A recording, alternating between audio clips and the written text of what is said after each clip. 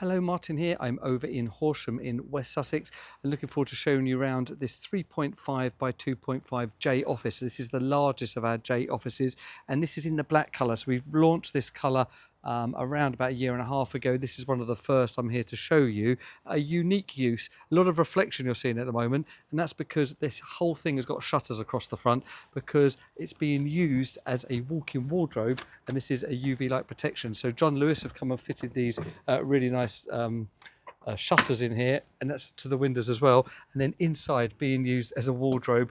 Nice and warm in here because of the heating that we've got in there, all the racking done.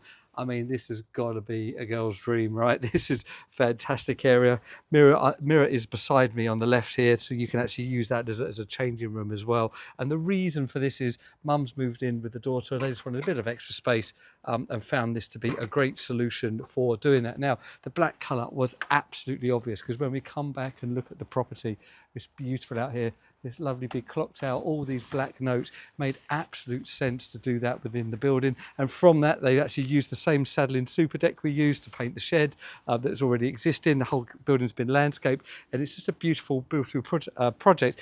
And the first, I think, that is being used as a walk-in wardrobe. And I really love that fact. So say, that's 3.6 metres wide, door in the middle. You could have it left or right with the windows next to each other, but this made absolute sense for this use. Cement wall to the back and the sides, 2.5 metres high, so it's under the planning rules. So this was done within the permitted development rights with a steel and timber frame base. So I hope that's of interest. Our first walk-in wardrobe, and what a great way to have some additional space for use of the house.